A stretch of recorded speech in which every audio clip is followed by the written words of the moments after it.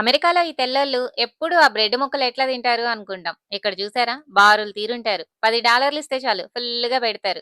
మనం అటెళ్ళగానే అడుగుతారు. అన్నం కావాలా? ఆకులు కావాలా అని. మనం అన్నం కావాలంటే అన్నం ఎక్కువేసి ఆకులు తక్కువేస్తారు. మేమైతే రోజు తినే అన్నమే కదా అని ఆకులు అడిగేసాం. ముందు ఒక బౌల్ తీసుకొని సందు లేకుండా ఆకులతో పరిచేస్తారు. ఆ బౌల్‌లో ఒక రకం కాదు. బ్యాలెన్స్‌డ్ డైట్ అంటారు కదా! కార్బోహైడ్రేట్స్, ప్రోటీన్, ఫ్యాట్స్, వెజిటబుల్స్ అలా అన్ని రకాలతో నింపేస్తారు. ఆకులు అడిగాం గదా! చివరాఖరిగా ఆకులతో కప్పేస్తారు. ముందు పెట్టినవి ఏయి కనపడకుండా.